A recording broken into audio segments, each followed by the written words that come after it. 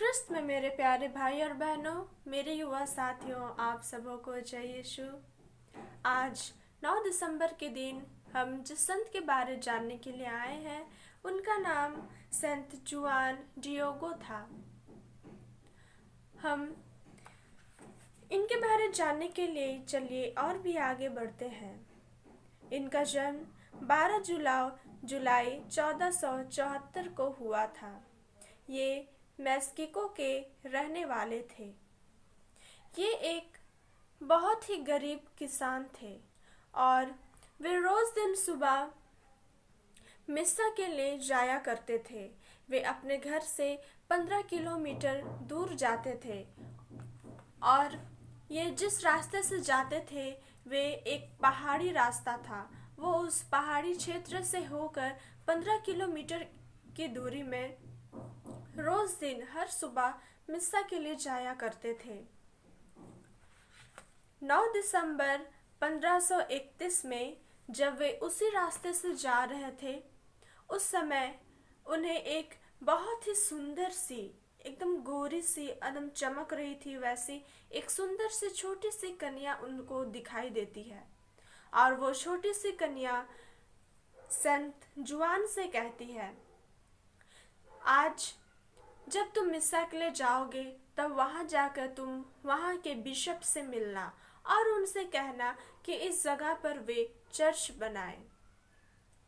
जब संत जुआन चर्च जाते हैं और जब वे बिशप से मिलते हैं तब वे इस सारी घटनाओं को बिशप को बताते हैं, पर बिशप उन पर विश्वास नहीं करते। वे बोलते हैं कि मैं कैसे विश्वास कर पाऊं कि ये बात सच है, इसका कुछ प्रमाण दिखाओ। क्योंकि उस टाइम उनके पास कोई प्रमाण नहीं था, इसलिए वो वापस चले जाते हैं। और उस समय संत जुआन के जो अंकल रहते हैं वो बहुत ही बीमारी अवस्था में रहते हैं, बहुत ही बीमार रहते हैं, इसलिए वे उनका सेवा करते थे। इसलिए उनके पास ज़्यादा समय नहीं था और वो दोबारा उस जगह पर जा नहीं पाए कि वो फिर से उस सुंदर सी कन्या से मिल पाए। इसलिए वो फिर वापस घर जाकर अपने अंकल की सेवा में लग जाते हैं। ऐसा करते हुए कुछ दिन पार हो जाता है।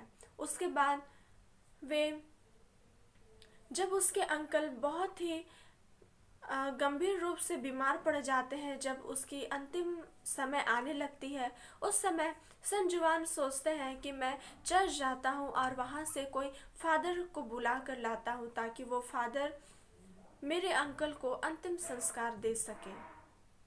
इसलिए जब वो फिर से चर्च जाते हैं, उसी रास्ते से होकर, उसी पहाड़ी रास्ते से होकर जब वे फिर से चर्च जाते हैं, तब उन्हें फिर से वो सुंदर सी छोटी सी कन्या उन्हें दिखाई देती है। उस समय वो कन्या उनसे फिर से कहती है, तुम जाकर बिशप से कहो कि इस जगह पर वो चर्च बनाए।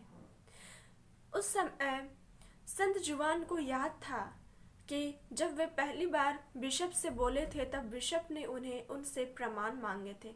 इसलिए वो उनसे कहते हैं कि मुझे कुछ प्रमाण दो ताकि मैं जब बिशप से कहूँ तो बिशप उस चीज को देखकर विश्वास कर सके। इसलिए जिस जगह पर वो पहली बार जब दर्शन दी थी, उस जगह पर संत जुआन को ले जाती है और वहाँ पर संत जुआन देखते हैं कि वहाँ बहुत ही सुंदर सा गुलाब फूल का पौधा रहता है। गुलाब फूल वहाँ पर उगा रहता है, विभिन्न अलग अलग कलर का। इस चीज को देखकर संत जुआन को बहुत ही आश्चर्य होता है, क्योंकि वो जगह एक पहाड़ी क्षेत्र था, बर्फ की जगह था और पूरे मैक्सिको में वैसा कहीं भी वो गुलाब फूल नहीं मिलता था। इस चीज को देखकर संत जुआन वो वहां पर जितना भी फूल था, खिला हुआ था, वो पूरे फूल को अपने कपड़े में समेट कर लेके जाता है और उस चीज को वो बिशप को दिखाते हुए सारी घटनाओं को बताते हैं। जब वे अपने कपड़ा अपना जो जहाँ पर फूल को रखे थे जिस चीज में, उसको खोल कर जब दिखाते हैं तो सारा फूल अपने पूरा गिरने लगता है, पूरे ग्राउंड में भर जाता है। और वो जिस कपड़े में रखे थे वो कपड़ा में एक माता मरियम का बहुत ही सुंदर सा तस्वीर फोटो बना रहता है और उसके चारों ओर गुलाब फूल से सजा हुआ रहता है। इस चीज को देखकर बिशप बहुत ही आश्चर्य होते हैं और बहुत ही खुश होते हैं और उस जगह पर चर्च बनाने की अनुमति देते हैं। इसके बाद वहां पर वो चर्च को बनाया जाता है और उस चर्च का नाम आर लेडी जो गोदालुपे है। और इस चीज को, इस घटना को देखने के बाद 6 लाख लोग जो अपने धर्म से परिवर्तन होकर क्रिस्त धर्म में आते हैं। ये संत को लैटिन अमेरिका के लोग संरक्षक के रूप में मानते हैं। संत जुआन की मृत्यु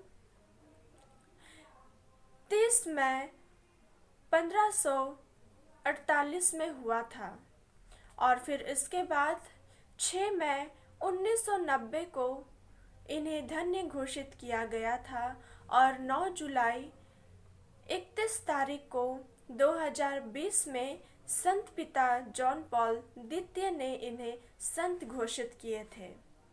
इन्हें धन्य और संत एक ही संत किए थे जो संत पिता जॉन पॉल द्वितीय ने किए थे। मेरे प्रिय साथियों, आज हम संत जुआन के बारे, इनके जीवन के बारे सुने। ये अपने जीवन में एक बहुत ही गरीब किसान थे, फिर भी से उनके मन में इतनी भक्ति थी कि वो रोज दिन हर सुबह 15 किलोमीटर चलकर 15 किलोमीटर दूर वो चर्च जाते थे ताकि वो मास को अटेंड कर पाए, मिस्सा पूजा में भाग ले पाए। मेरे प्रिय साथियों, हमें अपने दिल को एक नम्र और कोमल बनाना है, क्योंकि माता मरियम कोई बड़े बड़े लोगों और जो बड़े बड़े घरों में रहते हैं, जिसका स्टेटस बहुत ही बड़ा है, बहुत लोग उन्हें जानते हैं, बस उन्हें दर्शन नहीं देती, बल्कि जो एक गरीब, एक दीन, एक सरल जीवन जीने वाले लोग होते हैं, उन्हें भी माता मरियम अपने दर्शन देने के लिए उन्हें चुनती है। मेरे प्रिय साथियों, माता मरियम किन्हीं को भी ऐसे ही दर्शन नहीं देती, वो उन्हें चुनती है, उनके जीवन को देखती है, उनके दिल को देखती है, फिर उन्हें दर्शन देने के लिए आती है। मेरे प्रिय साथियों, हम आज इस युग में ऐसे हो गए हैं कि जो छोटे घर से होते हैं, जो छोटे परिवार से होते हैं, जिनका अच्छा स्टेटस नहीं रहता है, तो हम उनसे बातें करना, उनसे मिलना हम नहीं चाहते हैं, क्योंकि अगर मेरे पास थोड़ा पैसा है, हम थोड़े अच्छे घर से हैं, तो वो हमारे अंदर एक घमंड आ जाता है, जिससे हम उस घमंड के कारण प्रभु से दूर हो जाते हैं, उनके प्रेम से दूर हो जाते हैं, माता मरियम की प्रेम से दूर हो जाते हैं। मेरे प्रिय साथियों, जैसा कि हम अभी आगमन की तैयारी कर रहे हैं, हमारे यीशु, हमारे राजा की आने की तैयारी कर रहे हैं, जैसा कि हम जानते हैं कि जब यीशु हमारे मुक्तिदाता इस दुनिया में आते हैं, तब वो कोई बड़े घर, बड़े महल में जन्म नहीं लिए थे, वो एक गौशाले घर में जन्म लिए, एक गरीब के रूप में इस दुनिया में आए।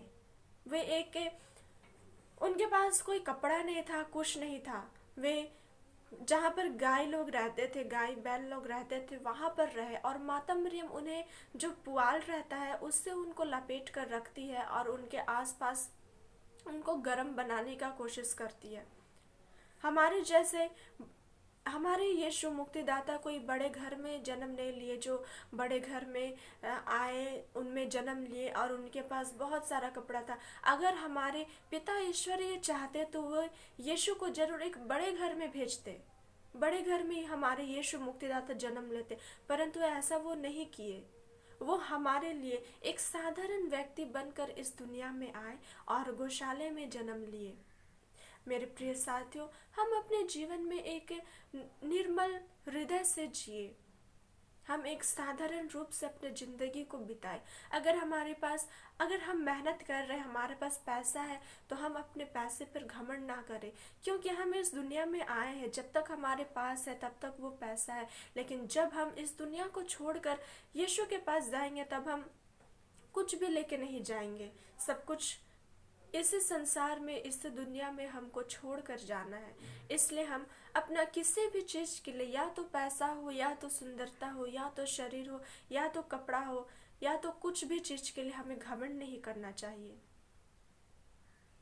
मेरे प्रिय साथियों, आज हम इनके जीवन से सीखे कि ये किस तरह एक बहुत ही सरल और सरल रूप से अपने जीवन को जिए और माता मरियम के दर्शन को वो देख पाए, माता मरियम को दर्शन को वो ले पाए। मेरे प्रिय साथियों, आज के लिए मैं आप सबों से इतना ही कहती हूँ, और आप सभी माता मरियम के प्रेम में आगे बढ़ते रहिए। माता मरियम से प्रार्थना करिए, यीशु से प्रार्थना करिए और उन्हें अपने जीवन में अपनाने की कोशिश करिए। मेरे प्रिय साथियों, आज के लिए मैं आप सबों से इतना ही कहती हूँ, और आज के लिए आप सबों को बहुत बहुत धन्यवाद और जय यीशु।